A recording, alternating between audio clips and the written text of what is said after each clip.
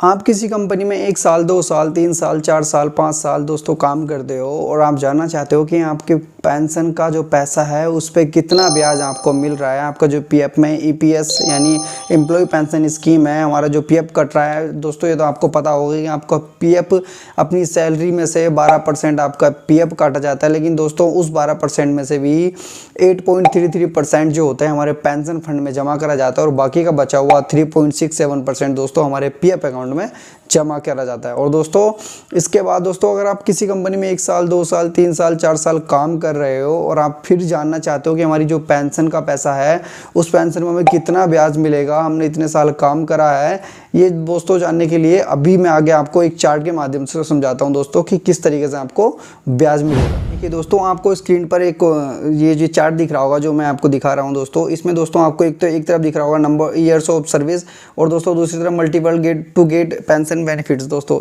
इसमें क्या दोस्तों मैं आपको सिंपली समझा देता हूं कि जो ब्याज मिलता है वो किस तरह आपको मिलेगा आपकी जो सर्विस है उस पर। तो दोस्तों आप देख सकते हो एक तरफ लिख रहा है 1 2 3 4 9 तक गिनती लिख रही है, यानी ये साल लिख रहे हैं दोस्तों। ये 9 तक ही क्यों है दोस्तों, ज़्यादा क्यों नहीं है, मैं आपको बता देता हूँ दोस्तों। अगर आप किसी कंपनी में 9 साल 6 महीने तक काम करते हो तो दोस्तों वो पेंशन आप फॉर्म 10C के माध्यम से निकाल सकते हो, सारी एक साथ विड्रॉल कर सकते हो। लेकिन दोस्तों अगर आप किसी कंपनी में 9 साल 6 महीने से ज़्यादा का सर्विस दे देते हो, 9 साल 6 महीने से ज़्यादा काम कर लेते हो, तो दोस्तों उसके बाद आप फॉर्म 10C के लिए एलिजिबल नहीं होते हो दोस्तों। उसके बाद आप फॉर्म 10D भरना होगा आपको जब आपकी उम्र 58 वर्ष हो जाएगी। उसके बाद दोस्तों जो ईपीएफओ है 58 वर्ष आपकी उम्र होने के बाद और आप फॉर्म 10D अप्लाई करने के बाद ईपीएफओ सरकार आपको हर महीने आपके अकाउंट में पेंशन के रूप में पेंशन का पैसा आपका देती रहेगी। और दोस्तों वो पेंशन का पैसा कितना होगा, तो दोस्तों वो पेंशन का पैसा जो हर महीने आपके अकाउंट में डालेंगे वो पैसा होगा आपकी सैलरी के अकॉर्डिंग, वो निर्धारित करेंगे कि आपके अकाउंट में हर महीने कितनी पेंशन भेजी जाएगी। दोस्तों ये बात होगी कि यहाँ पर 9 नंबर क्यों है, ये बात मैंने क्लियर कर दी।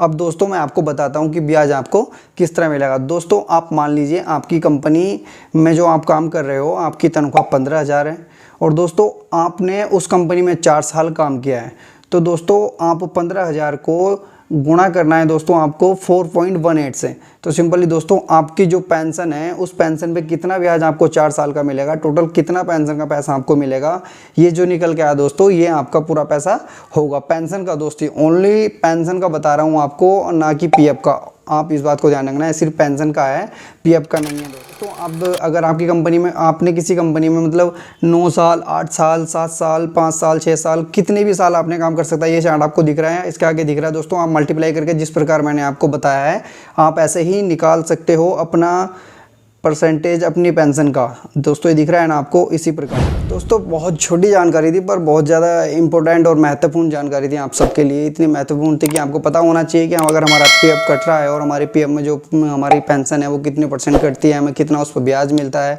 ये दोस्तों आपको पता होना चाहिए। लेकिन दोस्तों इन बात का भी ध्यान रखना, अगर आप बार बार पैसा विड्रॉल करते रहते हो अपने अकाउंट से, अकाउंट को खाली कर देते हो एडवांस निकाल के, इस चीज़ से भी दोस्तों बहुत फ़र्क पड़ता है। क्योंकि दोस्तों जितना ज़्यादा अमाउंट धनराशि आपके पीएफ अकाउंट में होगी दोस्तों उसी पे उतना ही ब्याज मिलेगा। आप निकालते रहते हो तो वो खाली कर देते हो, उसके बाद दोस्तों ब्याज भी उतना ही कम हो जाता है।